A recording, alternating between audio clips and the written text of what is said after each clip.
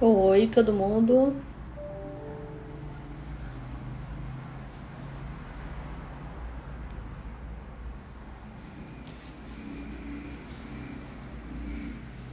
Avisando a todos, aguardando pessoas entrarem. Oi, Thaís, Flávia, Diana. Já vou te convidar, Diana. Nossa convidada.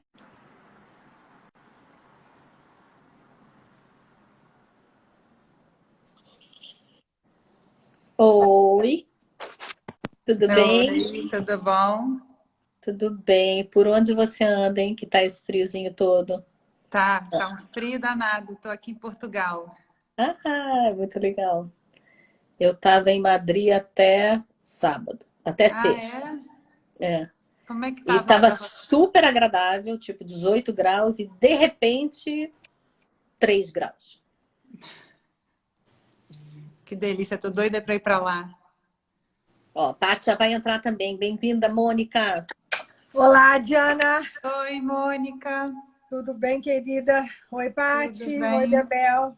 Oi. Oi, Diana, prazer. Tudo bem? Prazer.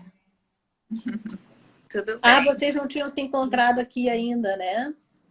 Não, Aqui Não, quando a Patrícia não estava quando a Diana veio, né? Da outra vez. não, tá Bolívia. O nome da live, né? Falar da base. Quem vai falar da base? Quem vai apresentar a Diana? Vou tomar um cafezinho enquanto vocês estão aí um pouquinho. É ótimo, passou a bola. Toma, Tafarel. Olha bom, só, eu vou botar o nome da live. E, Pati, você fala um pouco da base. E eu acho que a própria Diana pode se apresentar. Ai, meu Deus. sim. Ninguém melhor do que você. Vai, Diana. Não, melhor a Mônica. Melhor a Mônica? Tá bom.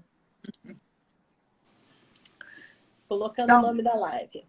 E Tá. nós, da base Diálogos, Tá. Somos a Base de Diálogos, somos formadas por duas psicólogas. A Mônica é focada na área de família, casal, mais focada, eu sou mais focada no individual. Bebel é da área e Olivia, que não está aqui, parte dos. O que que a gente faz, né? Nós queremos democratizar assuntos tabus para todos, falar de uma forma mais fácil sobre assuntos que são difíceis e acreditando que as nossas especialidades completam nesses assuntos. Por isso nós formamos a base de também que o diálogo é a base de tudo. tá Mônica, cortando? Tá cortando a Patrícia ou é a minha impressão? Tá tá cortando. cortando. não acredito, gente. Sério? Mas acho que deu para entender. Deu para entender, não deu? Deu para Deu. entender? Deu. Deu para entender, deu para entender. Então tá. A Eu vou Diana, antes melhor. de qualquer coisa, é uma querida. Conheci a Diana na mediação. Ela já me chamou a atenção pela assertividade dela, pelo posicionamento, muitas vezes, contrário à ideia vigente, pela coragem. Então, assim, a gente teve uma afinidade muito boa logo do primeiro momento, onde a gente estava fazendo o curso do Mediar, eu e ela no curso de Ok. mediação. E aí, a Diana é uma Que inveja. advogada. Vocês duas juntas fazendo curso? Foi muito bom, né, Mônica? E o curso Nossa, maravilhoso. Foi ótimo. muito bom, muito bom. Eu fiz a E a, turma seguinte. A Mônica foi num dia lá para repor uma aula que ela tinha perdido só. Fiquei só de olho nela. eu nem lembro, eu acho que eu estava num momento meio complexo da minha vida, estava meio Foi. atordoada.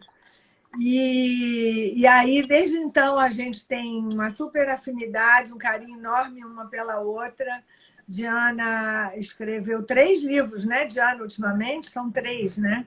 Então, 3. 3, assim, na linha de ajudar o divórcio a ser mais palatável, de uma forma coloquial, assim, muito na mesma vibe que a gente tem na base, de colocar esses temas em português, entre aspas, como eu digo, para as pessoas poderem aproveitar. E esse último livro dela, que me inspirou para convidá-la hoje, é falando o que você, se você quiser saber, conversamos na escola.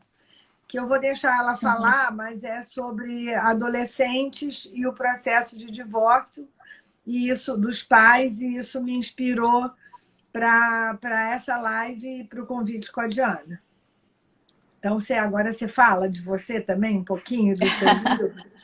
Não, de mim nada, porque, enfim, acho que não tem muito o que falar. A gente está aí trabalhando, está na luta, tentando fazer com que as pessoas sofram só o necessário, mas nada, nada além do necessário. Porque também deixar de sofrer não tem nem graça, né? Alguma coisa a gente tem que sofrer nessa vida. Mas acho que a gente pode sofrer o suficiente e seguir a vida adiante. Então, acho que trabalhamos sempre juntas nesse mesmo propósito e estamos aqui falando sobre isso. E aprender, né, com esse sofrimento, né, Diana? Muita coisa, muita coisa. Eu acho que é um desperdício enorme quando as pessoas passam por tudo isso, né? Porque é grandioso em todas as magnitudes. Um processo desse de divórcio, ele tem várias dimensões na vida, do passado, do presente e do futuro.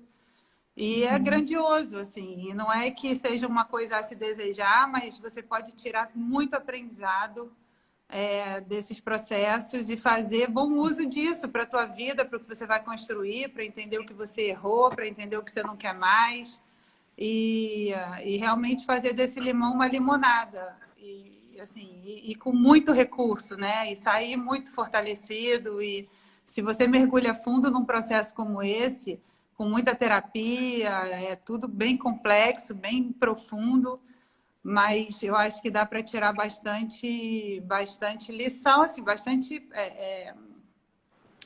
recursos aprendizagem mesmo, né? Para você seguir adiante de uma forma mais inteligente, mais digna, mais honesta com você mesmo antes de tudo, com o que você fez certo, fez errado, o que você sonhou errado, o que você realizou errado. E o que você fez certo, o que você sonhou certo, o que você tem direito de seguir sonhando. E a gente vê as pessoas perdendo tanto tempo ali, batendo cabeça, indignadas, inconformadas e buscando resposta aonde não tem, perguntando onde num vazio tremendo. Então, acho que isso tudo motiva a gente a trabalhar e trazer um pouco dessa experiência para ver se caminha com mais positividade diante desse contexto, né? Acho que esse que é a grande... o que nos faz despertar e vir aqui falar sobre isso, escrever sobre isso, e a gente está nessa briga. A Lucinha fez uma pergunta aqui, adorei. Lucinha, entrei agora, mas as crianças fazem limonada?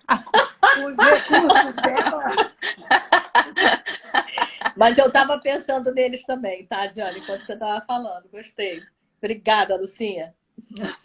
Eu tava pensando rapidinho, Mônica, eu tava pensando isso que ela tava falando, eu tava falando, isso vai sempre no que a Mônica fala, né, da questão do protagonismo, realmente, eu acho que você tava falando, Diana, sair do vitimismo, né, não se colocar como vítima nessa história, aí vem a Lucinha e me joga essa pergunta aqui. Eu acho pertinente, porque, assim, na verdade, o que a gente estava querendo trazer até aqui, inspirada na Laura, a personagem da Diana do livro dela, se você quiser, conversamos na escola, que é a história de uma menina que vive uma separação, uma situação dos pais de uma forma muito dolorosa, a mãe sempre muito infeliz, fazendo parceria com ela, um pai que ela sentia que abandonava um pouco a mãe e que tinha uma postura egocêntrica, fazendo o que queria, e essa menina com que recursos ela encontrou, que eu acho que um pouco vou deixar para a Diana isso, que recursos ela encontrou para conseguir botar água e açúcar nessa limonada, que eu acho que cada etapa do ciclo de vida tem as suas especificidades. O que a gente queria focar hoje era que recursos os adolescentes podem encontrar se eles atravessam o divórcio, quer dizer, vão se acostumando. O divórcio aconteceu na infância e eles vão viver uma adolescência com pais separados, que eu acho que é uma situação, ou se o divórcio aparece durante a adolescência, que é uma outra situação. Né? Eu estava almoçando com as minhas netas que estão aqui em casa hoje, eu falei, gente, elas são adolescentes e os pais são separados há muito tempo. E eu perguntei, meninas, o que vocês podem me ajudar aí na live? Vovó, você é terapeuta de família, você não sabe, vai perguntar para a gente, então não adianta, é melhor nem perguntar. Aí elas disseram, é tudo ruim, sabe? E eu fiquei com essa frase na cabeça, é tudo ruim.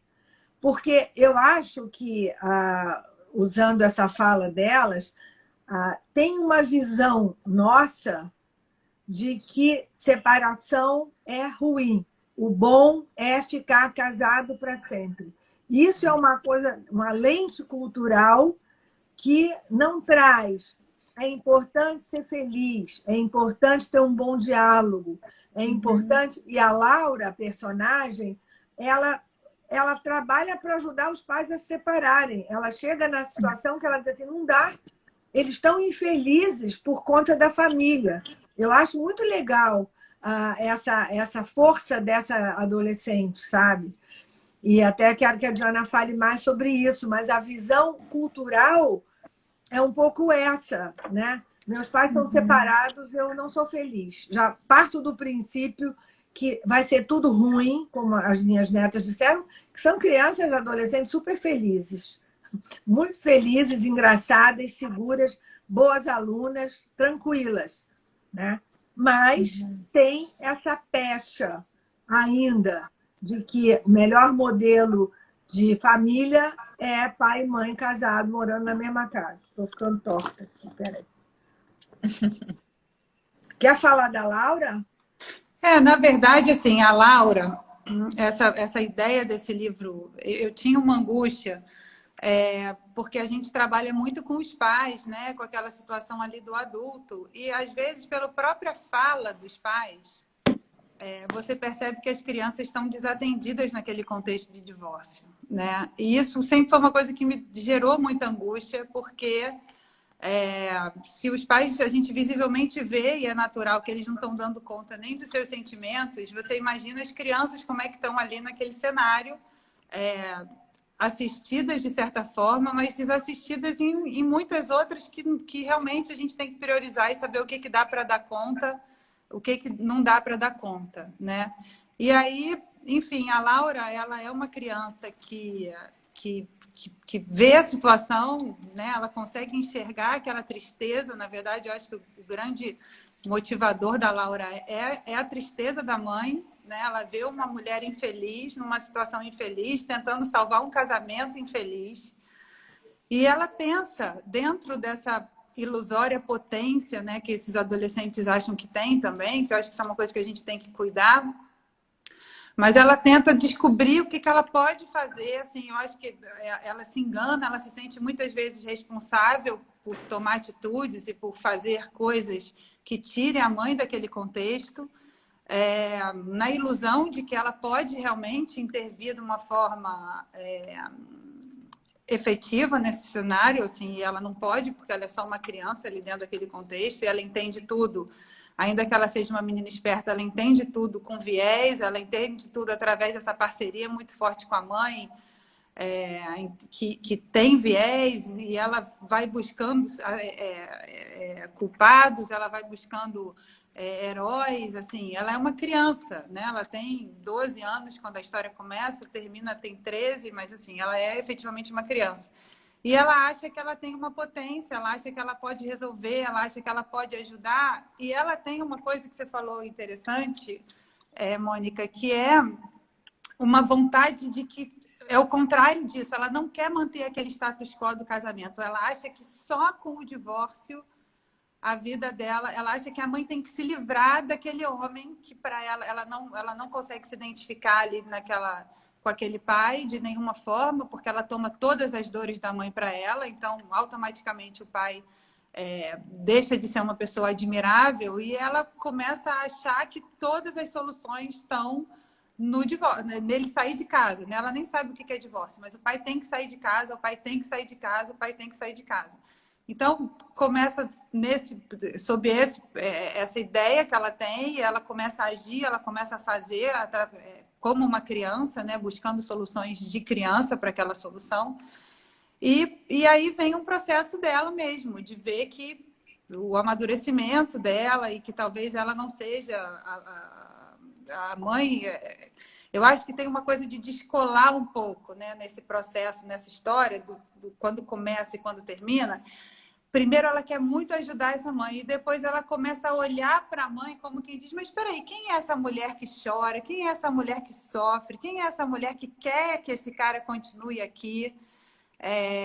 E talvez a mãe não esteja certa e talvez o pai não esteja tão errado, e aí ela entra nessa adolescência do tipo desse descolamento que é quem é ela naquele contexto maluco. Então, assim, ela não é a mãe, ela não é o pai, ela é uma menina que através de uma amizade forte que ela cria, ela consegue ir, enfim, elaborando isso tudo, mas só para finalizar ali com o que você disse, ela busca esse rompimento, assim. Eu acho que ela acha que a felicidade dela e da mãe, principalmente, está no rompimento, que é curioso, né? Porque não é verdade. O que você falou é certo. As crianças normalmente querem que a situação se mantenha, que os pais não se separem. Eu estava lendo até umas estatísticas sobre isso e, assim, eles ficam mais infelizes do que as crianças pequenas quando os pais se divorciam.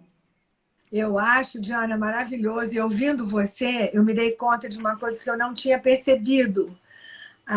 Mas, na verdade, o processo que ela busca para a mãe, nessa tentativa da mãe se libertar, é o próprio processo da adolescência.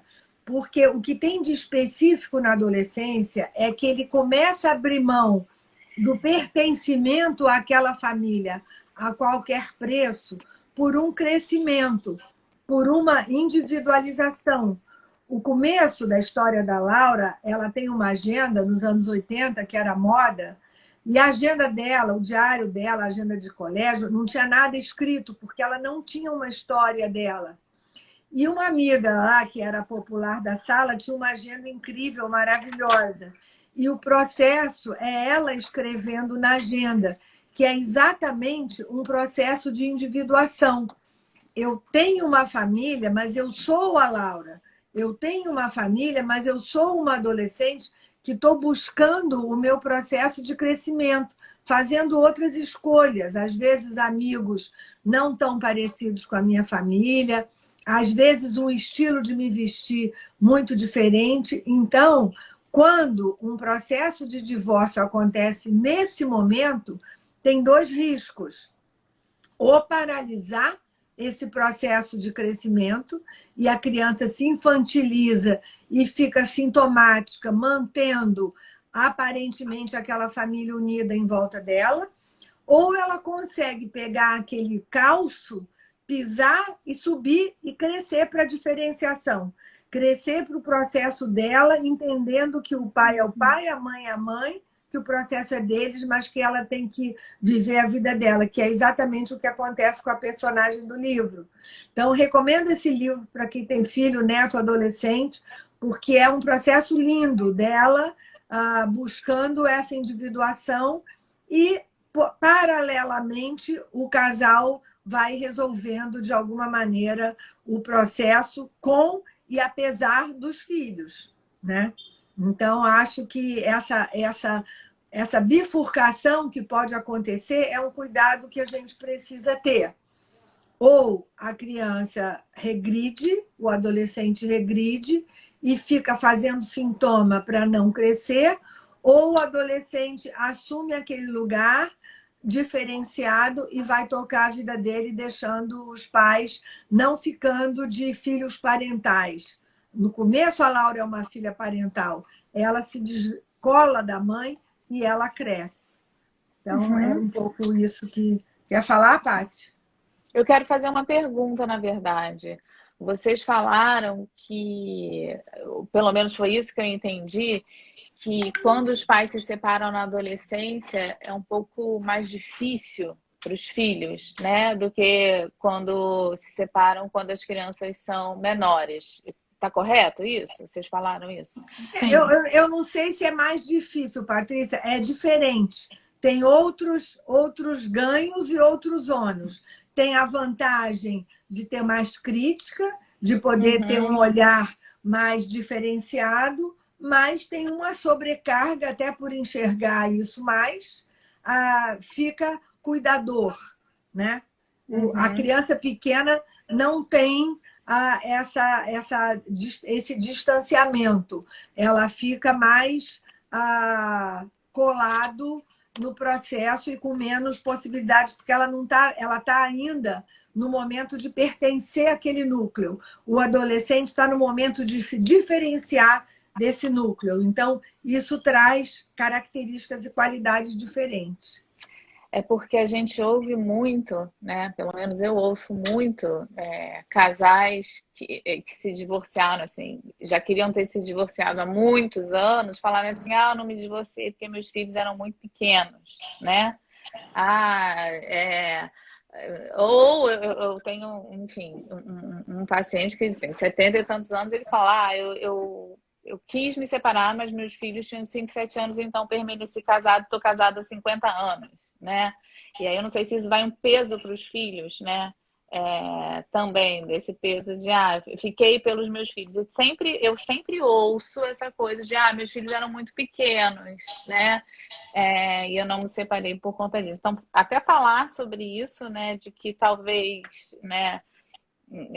Não seja tão ruim, né? Eu acho que é pior os filhos pequenos conviverem num ambiente disfuncional, né? Que ruim, do que uma separação, né? E você imagina, assim, só você falando, imagina o que é para essas crianças que cresceram escutarem desses pais, sei lá com que idade, eu não me separei porque vocês eram pequenos. Isso praticamente olha, eu não refiz a minha vida, eu não fui feliz, eu não amei, eu não fui amado, porque vocês existiam, né? Sim. Eu acho que isso, assim, eu acho uma escolha terrível. Eu acho que as pessoas, às vezes, não encaram efetivamente aquele desafio que é tomar a decisão, interromper aquela vida, e elas, às vezes, usam esse critério como um critério decisório, que eu acho muito arriscado, eu acho muito perigoso, porque assim, elas acreditam realmente nisso, né? E isso é um fardo, isso é um fardo que essas crianças acabam suportando, e elas não têm absolutamente nada a ver com isso.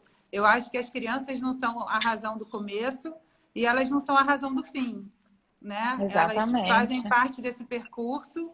E é uma história que tem que ser uma história de amor. Se deixa de ser, vamos nos amar de outra forma. É claro que falando assim parece fácil, mas esse entendimento social muito razoável de que eu não fiz pelos meus filhos, a gente precisa tomar muito cuidado com isso. Eu até entendo, assim, como mãe, né? Eu sempre tive muito receio de me separar e sabe-se lá com quem que a minha filha vai conviver, quem vai ser a nova mulher do meu marido, coisas assim do gênero. Assim, eu sempre tive muito medo de passar por isso e perder alguns controles, né? Então, assim, eu não falo de um lugar de prática nisso. Não sei se talvez eu tenha tido uma outra postura em relação ao meu casamento por afastar esses medos, mas eu acho que, de qualquer maneira...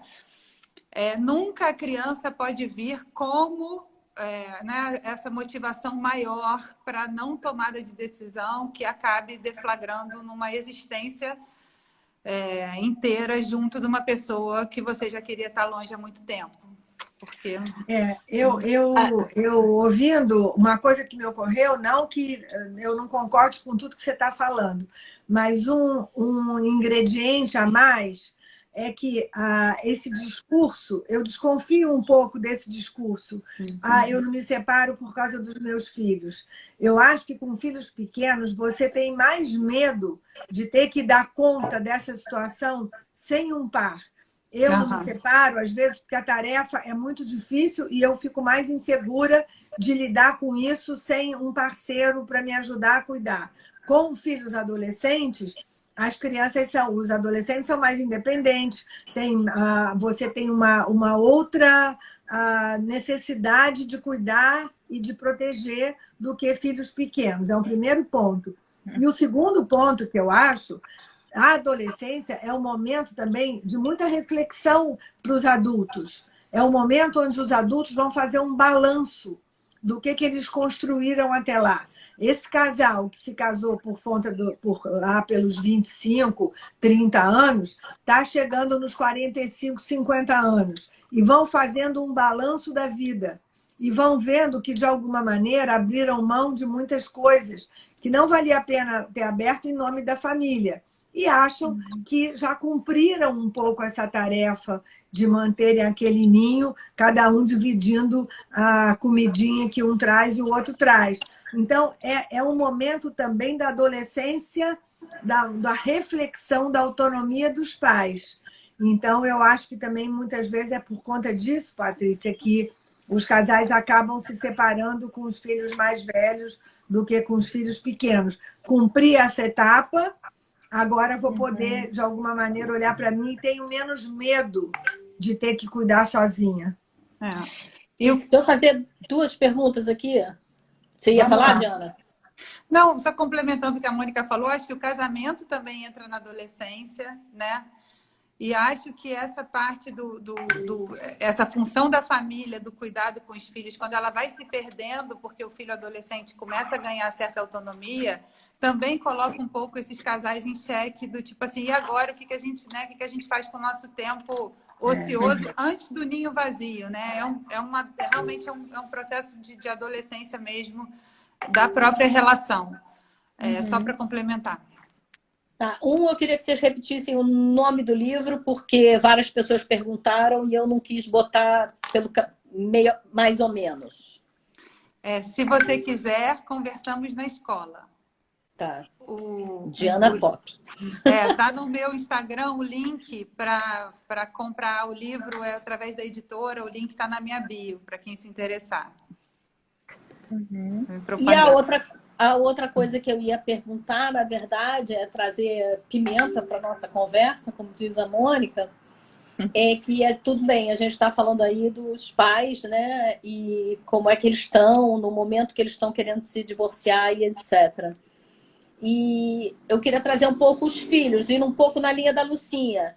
Tá, e os filhos fazem do limão uma limonada? Como é que esses filhos recebem essa separação? E qual a diferença de uma separação onde os pais consideram a adolescência dos filhos, que já é um momento difícil dos pais lidarem com os próprios filhos, né? Eles estão em transformação, eles estão questionando muita coisa acontecendo ao mesmo tempo, em ambas as vidas. Agora eu vi, pelo que a Mônica falou, também vi, e você falou bem, a adolescência do próprio casamento, né? Que estão todos ali revendo em momentos de revisão de vida, que são momentos, aí são idades em que isso acontece realmente, a gente vê por todo mundo. Como é que acontece isso, né? Como é que fica o olhar desse adolescente para o que está acontecendo? E quais os cuidados que a gente pode ter com esse divórcio ou essa relação, né? Com o desfazimento, talvez, dessa relação, tentando preservar, eu fico imaginando, porque a consequência a adolescência já é um momento difícil, né? A adolescência já é um momento de uma baixa autoestima, de ir experimentando e ir sabendo onde é que não é, onde é que você está no mundo.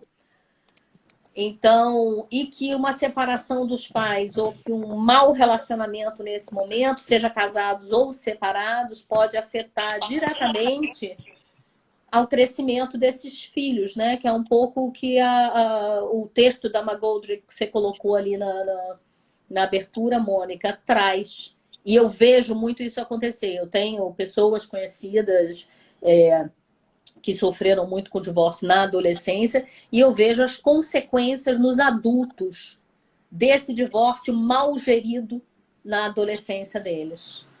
Então, é uma provocação.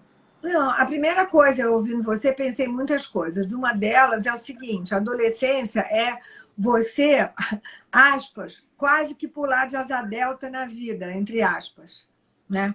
Você precisa ter certeza que a pista é longa, que você consegue se preparar para pular, que a asa é forte e que você tem uma praia ali embaixo grande suficiente para você aterrissar. Então, essa plataforma, quanto mais sólida e segura, te dá chance de você experimentar, né, a sua individualidade. Porque o tempo todo você pertence à sua família e você se diferencia dela. O que faz essa possibilidade na adolescência é essa segurança de você se diferenciar.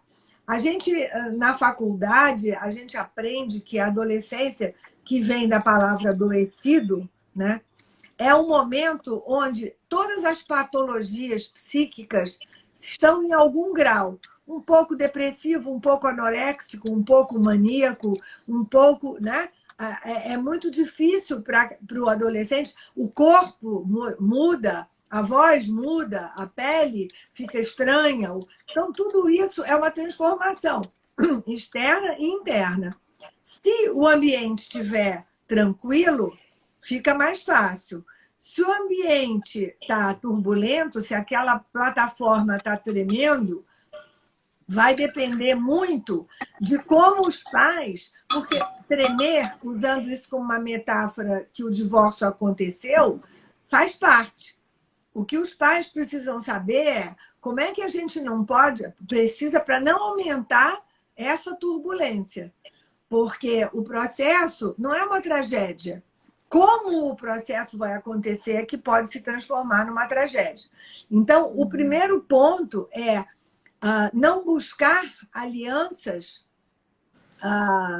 rígidas com um ou com o outro. Se um se vitimiza e o adolescente entra num lugar parental, o adolescente já vai ter uma sobrecarga que ele vai ficar muito mais num papel de cuidar daquele pai do que de poder crescer e fazer suas escolhas e as suas experimentações. Então, do ponto de vista do adolescente, e a gente trabalha o tempo todo aqui com essa visão de sistema, o adolescente precisa, de alguma maneira, ter autorização de não ser obrigado a ficar com um ou ficar com o outro. Os pais não vão se vitimizar para dizer seu pai não quer mais, encontrou outra pessoa, etc, etc.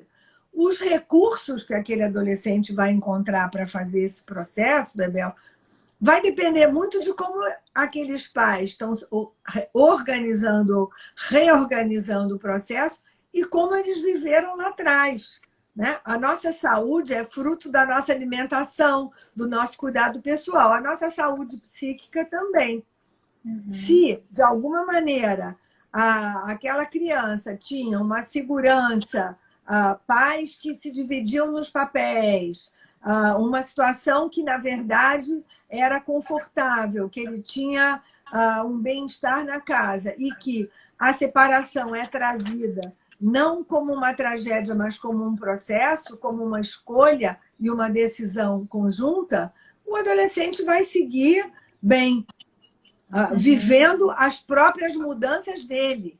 O que pode acontecer se o processo está disfuncional é como se botasse uma potência elevado ao quadrado, elevado ao cubo, elevado a, sei lá, a quinta potência. Para o adolescente, quanto maior carga, mais difícil vai ser olhar para si e viver o processo. Então, de novo, está ligado a como aquele pai e aquela mãe vai conseguir ajudar a si e ao parceiro, porque eu acho que é importante entender que não é ele sozinho se resolver e o outro que se exploda. Ele tem que entender qual é a corresponsabilidade dele naquele processo, não se vitimizar, nem mandar dizer que o outro é vítima e é um coitado, e e ajudar os filhos a não ficarem naquele meio. Uhum. E aí o adolescente vai poder viver todas as turbulências, né, do vento para cima, vento para baixo, vai para lá, vai para cá, e acaba pousando mais tarde. Na minha história pessoal, os meus pais se separaram quando eu tinha 11 anos, então eu estava entrando na adolescência, né? Mas, bom, eu acho que eu não tive nenhum trauma, eu acho que foi muito tranquilo, eu acho que eu passei muito bem pela separação deles. Por quê? Porque eu nunca vi eles falando mal um do outro, né? Nunca vi nenhum dos dois tentando me colocar ou tentando me pegar para o lado. Eu vi, assim, algumas brigas por causa de dinheiro, pensão, não sei o que lá, mas eu acho que os dois, sem querer, porque eu acho que eles não tinham nem instrução e nem foram procurar ajuda, não.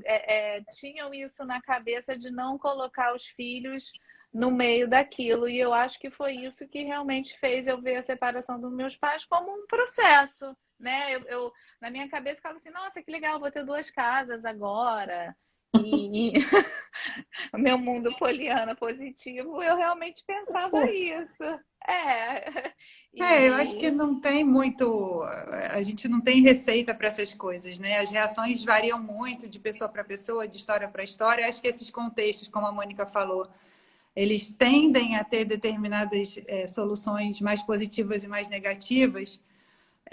Mas eu acho interessante, assim, esse estudo que foi feito no College London, Universidade College London, com 6.000 meninas e meninos entre 3 e 14 anos. Eles falam que as crianças de 3 a 7 anos que passaram por uma separação não apresentaram risco maior de problemas mentais em comparação com filhos da mesma faixa etária de pais que não se divorciaram. Por outro lado, os que tinham entre 7 e 14 anos correram risco 16% maior de alterações emocionais, como depressão, ansiedade, e 8% maior de problemas comportamentais, como desobediência, birra, em comparação com seus pares ambientados numa família nuclear. Esse estudo é do ano passado. E aí, o que eles explicam, teoricamente, são justamente essas questões que, para você tratou de forma positiva. Mas onde eu vou morar? Eu vou ter que mudar de escola? E se a gente não for ver mais o meu pai? E se a gente não for ver mais a minha mãe? Ou entrar numa coisa de quem está certo e quem está errado, ou se envolver de alguma forma nesse processo. Então, assim, você vê que às vezes um mesmo cenário para uma criança pode ser um motivo de angústia e para outra pode ser uau, eu vou ter 2 casas, né? Então, não sei, eu fico imaginando que como a gente não sabe fazer tudo, pelo menos da melhor maneira possível, da forma mais honesta, verdadeira e séria possível, seja a única solução, porque assim, a gente tem que também contar com os recursos de cada um para lidar com a vida, né? Que ela vai se apresentando e ela não tem idade, assim, acho que não adianta a gente esperar a idade certa para a vida acontecer, porque não dá, as coisas acontecem, a gente querendo ou não, e a gente olhando para elas ou não, encarando de frente ou não encarando, o problema está ali, né? E é importante a gente ter coragem e enfrentar, porque as consequências podem ser menos graves, eu acho, né? E eu também fiquei pensando muito, desde que a gente falou do tema dessa live, naquela música que era super famosa também nos anos 80, do Traje a Rigor, que era Rebelde Sem Causa, que era uma música que era ótima, porque assim, os pais se davam super bem, os pais se amavam, os pais eram compreensivos, os pais davam apoio moral, e aí ele falava, eu não tenho como amadurecer sem ter por que me rebelar. E às vezes um conflito familiar, com todas as dimensões que ele traz, ele também te dá recursos para você entender, né? Entender uma vida em família, entender a complexidade das relações humanas. E eu não sei, eu tenho umas amigas que os pais eram super bem casados na época que os meus estavam no auge do divórcio. E hoje meus pais estão super bem e os pais delas estão péssimos e elas estão tendo que lidar agora com eles brigando em casa. E eu falo, gente, eu tô ótima. Os meus já brigaram tudo que tinham para brigar lá atrás, e agora são melhores amigos. Então, assim, a vida dá muitas voltas, nada tem receita. Se tivesse, a gente não estava aqui, né? Mas eu acho que é isso. Acho que sempre o segredo é a verdade, a coragem, é olhar para as coisas da forma como elas realmente estão se apresentando, no momento que elas estão se apresentando, e fazer o nosso melhor, buscar o nosso melhor, que não é fácil, porque a gente é capaz de atrocidades, né? Tem uma pergunta aí, né? Se os pais devem contar juntos para os Isso. filhos. Sempre devem contar juntos. Acho que isso é importante. E em cima dessa pergunta, e em cima do que a Patrícia falou e você falou, Diana, a minha experiência é absolutamente o contrário da Patrícia. Meus pais fizeram tudo errado, entre aspas. A minha mãe contou para mim sozinha, me botando nos ombros a responsabilidade do cuidado dos meus irmãos quando eles se separaram. Eu comi o pão que o diabo amassou porque o meu colégio era super rígido, eu tive que sair porque filhos de pais separados não eram bem-vindos naquela turma, não era nem só o colégio. Os pais daquelas crianças acharam a forma muito escandalosa da separação dos meus pais e me colocaram. Mas, como tem uma frase da Froma Walsh no livro sobre resiliência, ela diz assim: no meio do inverno, eu descobri em mim um verão invencível. E eu acho que essa situação, para mim, me fez arregaçar a manga e dizer: eu tenho que dar conta. Eu tenho que dar conta disso. É óbvio que, para uma menina de, sei lá, na época eu devia ter uns 10 para 11 anos, meus avós me deram muito apoio. Tem sempre um recurso que aparece. Agora, eu não tomava banho, eu perdi o ano do colégio, eu não estudava, eu ouvia novela o dia inteiro, eu fiz uma porção de coisas fora da caixinha. Mas tinha alguma coisa em mim. E no contorno, embora eu fiz uma aliança com meu pai, minha mãe ficou excluída, uma porção de coisas negativas. Mas eu passei, né, e saí fortalecida desse processo. Acho que o fato do processo, às vezes, não ser o ideal, não é dizer que não tem saída. Sempre vai ter ou uma avó, ou um terapeuta, ou um advogado que, de alguma maneira, vai acolher, ou uma amiga, ou alguma coisa em você que você pode buscar aquele recurso e trazer aquilo de uma forma mais positiva. Exatamente. Eu acho que assim, a gente fica muito focado nessa questão da família nuclear, né?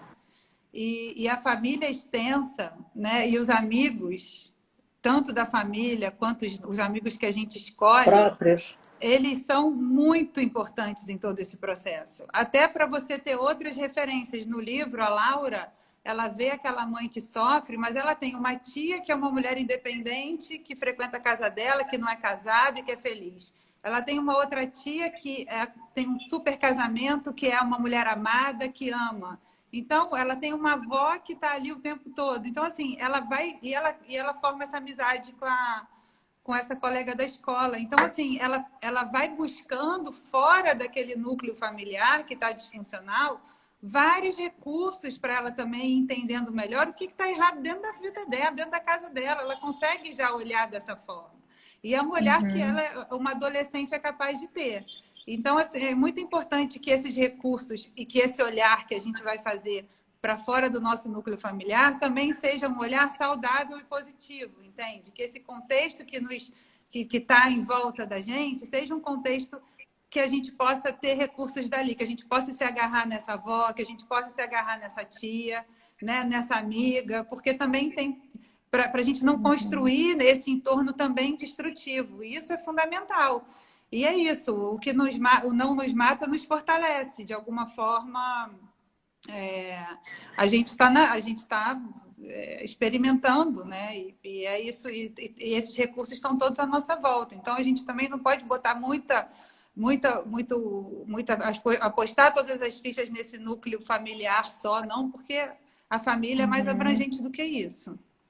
Eu acho que o que a gente está trazendo aqui em todas essas propostas nossas, dessa live, a ideia da base é que, assim, fatos, são coisas que acontecem. O que faz a diferença é como você lida com eles, como você consegue transformar aquilo numa questão mais leve ou como uma aprendizagem, não trazer aquilo, não se colocando no lugar de vítima naquela situação. E entendendo que, ai, coitado, vou me separar, coitado do meu filho, é melhor eu não me separar porque as crianças vão ficar mal, os adolescentes vão ficar mal. Não! Muitas vezes, se você olhar, casais que ficaram casados a vida inteira, os adolescentes ficam presos na manutenção daquele casamento disfuncional dos pais. E eles abrem mão do seu crescimento para manter aquela família unida em cima do sintoma deles. E os pais assumirem para si a crise que está acontecendo ali, que tem a ver com a relação deles, libera os filhos para cada um poder cuidar da sua vida. Então, isso é muito importante, né? Essa paralisação de situações em função, em nome da família, isso não é uma atitude que ajuda a crescer, muito pelo contrário, paralisa a mudança de fase, como eu chamo. Né? E eu acho que, independente de uma situação de divórcio ou não, né, a própria existência nos expõe a esse tipo de acontecimento. Então, assim, eu já magoei a minha filha profundamente. A minha filha já me magoou profundamente. Eu já magoei o meu marido profundamente. Meu marido já me magoou profundamente. A minha mãe, o meu pai. Então, assim, as relações, por mais que a gente desenvolva o afeto, esteja junto e queira bem, né? Ninguém está livre de enfrentar aí seus fantasmas e de, às vezes, descontar na pessoa mais próxima e de, às vezes, não dar o nosso melhor e oferecer o nosso pior, justamente porque a gente está no âmbito familiar e porque, de certa forma, o âmbito familiar nos protege, né? Então, assim, o que quer que se apresente, e pode ser, inclusive, uma questão de um divórcio, que se apresente de uma forma que a gente lide, né? Honestamente, assim, eu estou repetindo isso, mas é porque é o que eu acho que é o melhor que a gente pode fazer, de fato, e sem atribuir aí muitas expectativas, né? Considerando que nós somos capazes de coisas boas e coisas ruins, e está todo mundo aprendendo de alguma forma, né? O divórcio, ele acontece, ele é uma novidade para o pai e para a mãe, para o filho, para o avô, para todo mundo que está ali. Essa fala, né, de vocês duas, principalmente da Mônica, que é uma fala que nós, né, da área, a gente ouve bastante, que para mim já é muito clara. Eu sempre tento me colocar no local dos leigos, né, das pessoas que não ouvem isso o tempo todo e que estão passando por isso. Isso só reforça, mais uma vez, esse trabalho que a gente faz aqui, né? De levar para as pessoas, porque às vezes é só uma palavra, algo que a gente fala aqui, algo que a Diana falou, isso já ajuda tanto, né? Alguém que está passando por um momento tão difícil que às vezes não vai procurar ajuda, não corre atrás, né, de tentar melhorar a situação, ou não vai no lugar certo. E correndo atrás de informação e buscando, né, os locais ou as pessoas, realmente tem um caminho mais fácil e mais leve para passar por situações difíceis, né? Não precisa passar por isso sozinho, calado, com medo, acho, né? Com medo do julgamento também. Acho que isso existe muito. Ô, Bel, tem muita pergunta aí. As perguntas estão passando muito rápido e eu não estou conseguindo o comentário. Não, são mais comentários. Tem mais comentário do que pergunta. Agora, uma coisa que eu ia falar... Mas olha só, você não acha que seria legal a gente ler um pouquinho os comentários? Pode ser. Eu queria só fazer um comentário antes, por favor. Tá. Que eu tô até caladinha porque é um assunto que mexe muito comigo, gente. Vou confessar aqui. Eu tive família meus pais se separaram cedo, mas os problemas surgiram na adolescência. E eu vejo a consequência em cada um de nós. Então, assim, eu peguei muito isso que a Diana falou, de que cada pessoa é uma pessoa, que a gente faz o melhor que a gente consegue. Mas a diferença está no que todo mundo falou aqui junto, assim, de como é que a gente encara os problemas. Sejamos pais, sejamos filhos, o que que é. Eu não sei o que que dá isso pra gente, né? Mas o que que mantém o nosso olhar aberto para aquela ajuda ou para aquele exemplo, para que nos mantém abertos e que nos mantém confiantes de buscar uma solução melhor e que de ultrapassar as coisas ruins e de pensar que a vida é sequência de desafios, sabe? Não importa muito de onde é que eles vão vir, né? Como disse a Diana, as coisas acontecem, né, Diana? Então, eu acho que é muito por aí. Esse era o comentário que eu ia fazer, né? Mas posso só te dar a resposta? Pode, claro. O que que faz, o que que possibilita é exatamente o que a gente está propondo aqui, que é o âmago do nosso projeto. É as pessoas conseguirem falar disso. Poder conversar sobre. E conversar sobre é uma coisa que é bem importante, a gente tem que trazer isso em alguma live. É isso que, de alguma maneira, me uniu com a Diana lá atrás e que você entrou e que a Patrícia, aos poucos, vai se aproximando também dessa linguagem, é entender que é na troca, é no diálogo. E diálogo é eu poder ouvir o outro sem poder já ter uma ideia pré-concebida, é poder eu falar da minha ideia. Então, se dentro da família, e é difícil às vezes a gente conversar, tem emoção, tem raiva, tem dor, tem pouca escuta, mas o tempo todo, se os casais conseguem conversar entre si, conversar com os filhos, abrir espaço para os filhos, que é um processo que a gente faz nas terapias de família. Ontem eu estava atendendo uma família com um monte de questões, não é nem caso de separação, mas com filhos adolescentes. A hora que o menino começou a falar, foi tão lindo, sabe? E ele falando, meu pai me agride, mas eu sei que ele fala isso da boca para fora. Nossa, o pai se emocionou. E ele falando que o pai é uma pessoa mais explosiva, o menino também. Mas o menino trouxe, o rapaz, na verdade, ele trouxe de uma beleza o afeto dele pelo pai. E embora ele reage igual o pai, os dois são idênticos, assim, pavio curto, mas a possibilidade deles conversarem entre si, eu fiz muito pouco nesse espaço. Eu fiz umas pontuações, mas eu abri a possibilidade, eles, principalmente, de terem buscado esse espaço. Então, nessas situações de crise, de conflito, né? Isso que você falou, que os conflitos apareceram na adolescência, porque provavelmente, Bebel, era uma cultura de que não se podia falar, que tem coisas difíceis que não podem ser conversadas, ou que talvez tivesse pouca escuta. Você vai falar o que eu acho que você tem que falar, não o que você tem vontade de falar. Não sei, foi o que me ocorreu quando eu estava te ouvindo. Eu acho que era uma época, e isso acontece também, eu acho que a gente está exatamente desmistificando o lado humano da vida. No final das contas, essa é a ideia das nossas conversas, é desmistificar essas dificuldades. Elas acontecem para todo mundo em diferentes graus, em diferentes situações, em diferentes momentos. Mas eu acho que principalmente era um mundo muito idealizado, onde as pessoas tinham papéis muito definidos. E aí a coisa fica muito rígida. E o que você sente de verdade, ele não é considerado, porque você tem que sentir de outra maneira, porque o teu papel é aquele outro. Às vezes você nem sabe, né, o que você sente, porque nem pôde.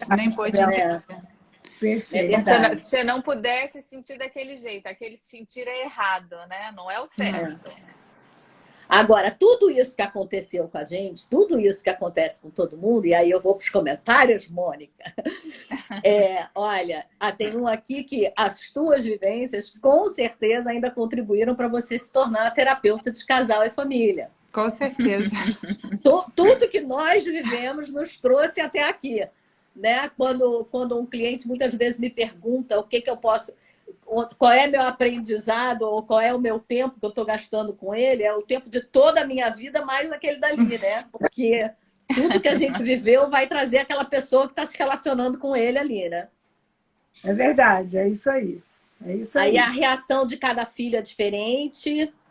É verdade. Sim, né? Eu vejo diferenças. Por que, Bel, que a reação de cada filho é diferente? Porque cada filho nasce num momento diferente do casal, né? Essa história de que é filho do mesmo pai e da mesma mãe, mas o primeiro filho nasce com uma experiência X, o segundo já tem uma experiência Y, o casal em algum momento pode estar mais tranquilo financeiramente, trazendo para você, pode estar com mais dificuldade no segundo ou vice-versa. Então, os momentos onde os filhos nascem e o olhar que você tem, e a expectativa e a missão daquele filho naquela família, porque cada um de nós, na nossa família de origem, tem uma missão para cumprir, e é importante a gente entender isso, né? Por exemplo, a minha missão era da minha mãe dar para o pai dela uma filha, porque a minha mãe tinha uma expectativa de agradar o pai. Então, de alguma maneira, eu era meio filha da minha mãe. Quem escolheu meu nome foi minha mãe e meu avô. Meu pai estava fora dessa história. Então, assim, tem determinadas situações que vão montando a vida da gente, que vão definindo um pouco o nosso lugar aqui. Tem um outro comentário aqui que eu acho que anda muito na área dos acordos e do direito, e que, Diana, você pode comentar, eu só vou falar até uma experiência que eu tive, que eu aprendi de coisas que, conheço uma pessoa que não saiu de casa porque a mãe teria que sair do apartamento depois que os filhos saíssem de casa. Ela tem mais de 40 anos. Então, eu, pelo menos, olhando a parte financeira dos acordos, eu digo, não vincule ao seu filho ou a qualquer projeto do seu filho a consequência na tua vida, né? Mas o que você acha? Eu acho que essa história de marcar esse território é muito triste, assim. Eu acho que as pessoas têm que ter liberdade de se movimentar, de não deu certo. Eu vejo, assim, às vezes uma vida inteira perdida por conta de garantir um patrimônio para a família, sabe? E aí a gente volta naquela conversa inicial. Da mesma forma que as pessoas não se divorciaram por conta dos filhos, aquilo foi só uma fala que deixou tudo mais fácil para não tomada de decisão, né? Às vezes você justifica na manutenção do patrimônio, então fica ali marcando aquele território. E eu acho que as coisas são bem complexas. Às vezes você tem lá uma questão financeira importante, uma falta de recurso, coisas que você precisa realmente avaliar a sua tomada de decisão. Mas eu tenho muito medo dessas falas, sabe? Eu não pude por causa do apartamento, do patrimônio, não quis vender, então fiquei, sabe? Isso sempre me incomoda de alguma maneira. Eu também me incomoda, mas eu vejo acontecer, então na hora de fazer um acordo, eu já sugiro não vincular ao filho, ou quando o filho tiver tantos anos, pode sair de casa. O filho fica sem querer fazer 18 anos, sabe? Não, passar o patrimônio para os filhos, eu acho assim um absurdo total. Não tem cliente meu que eu aconselho fazer isso. Porque, afinal, eu acho que é um patrimônio construído pelo casal, né? O filho tem que estudar e depois tem que formar o patrimônio dele. E aí acaba que aquilo ali fica imobilizado, enfim, mas cada caso é um caso, mas normalmente eu acho isso assim. Mas a gente tem que olhar. Existem consequências emocionais de acordos financeiros que você faz. Quer dizer, você imobiliza ou dificulta a mobilidade das pessoas, a liberdade das pessoas de transitar na vida, né? E de dispor do patrimônio que construiu. Claro. Não, eu acho que você está falando de questões objetivas que levam a consequências subjetivas. Mas eu vou mais atrás. Eu acho que essas questões objetivas já são tomadas por conta de questões subjetivas, por conta de dificuldade, muitas vezes, de assumir responsabilidades, de fazer separações subjetivas, amarram-se questões objetivas. Então, e tudo é vem subterfúgio. Demais porque é fresquinho, e é fresquinho porque vem demais. Aí fica cheio de argumento para não sair do lugar, né? Sim. É o ganho Agora, olha só, e secundário, toda né? mudança já é difícil, né? Se a gente ainda tem uma coisa que vai deixar a gente mais confortável ali, ou uma razão para não, né? Agora, sigo nos comentários. Olha aqui, Lucinha, o rico entre vocês quatro é que são várias gerações. A Carolina Barreto, né? Coraçõezinhos para ela. Adoro acompanhar vocês. Essa eu tive que falar, porque eu gosto disso, adoro. Obrigada, Carol. A gente está aqui para vocês exatamente para tentar facilitar a vida e trazer diálogo e percepções outras para cada um. É acrescentar, é abrir o horizonte, né, Mônica? Mostrar lentes diferentes. Temos Agora, aqui 4 lentes diferentes, né, Diana? se é para fazer subterfúgio, se é para arrumar argumento para não sair do lugar, que seja o apartamento e não os filhos. Né? Isso. É preferível que seja um imóvel. E deixa os filhos crescerem em paz e seguirem a vida deles, sem essa carga, porque ninguém merece, realmente. Já Mas às basta vezes vida. até os próprios filhos usam disso para não se mexer, né? Para continuar gente, ali, né? Gente, a gente Verdade. vai ter que encerrar, infelizmente.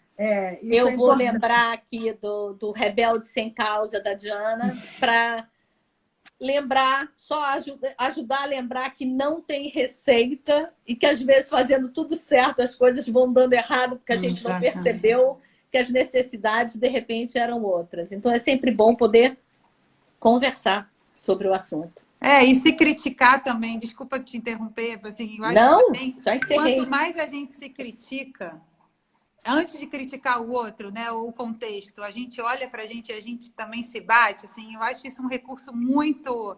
Ontem, por exemplo, eu tive uma briga horrorosa com a minha filha, essa noite, de madrugada, pensando, aí eu já acordei e falei, gente, eu tô uma chata, minha filha tá uma adolescente típica e eu tô uma mãe de adolescente típica, insuportável, achando que eu ainda tenho que dizer para ela com qual sapato que ela tem que ir para a escola, entendeu?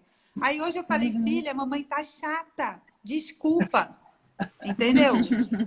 E pronto. A gente vai descobrindo os novos lugares que a gente vai ocupar na vida deles, né? E assim, mas se a gente se coloca como alvo, né? Se o alvo começa a ser a gente e deixa de ser o mundo e os outros, quem está à nossa volta e tal, facilita a vida, entendeu? Porque você pode crer que tem alguma coisa começando errado vindo de você. E é onde você pode mexer, né? Exatamente. A primeira coisa que você pode fazer é aqui. E depois o resto. Até falei, eu tô chata, você também tá, mas a mamãe também tá. Vamos consertar esse contexto, entendeu? 50% meu, 50% seu, né, Mônica? É isso. Diana, olha só, super obrigada, muito bom estar com você, saudades de você. Vou comprar uma passagem para Portugal para ficar aí com você um pouquinho. Vem que eu morro de saudade de você, você sabe que eu te amo. Obrigada, meninas. Adorei o convite. Obrigada. Um beijo muito enorme. Bom. Beijo. Tchau, obrigada, Bel, gente. Tchau, Paty. Obrigada. Beijo. Ô, Mônica, você sabe que eu vou no avião junto, tá? Só pra você saber. Tá bom. Não vou aqui tá muito bom. Aqui tá muito bom, então. E eu tenho certeza que se eu estivesse aqui, ela ia também. Beijos. Beijo. Tchau. Beijo, gente.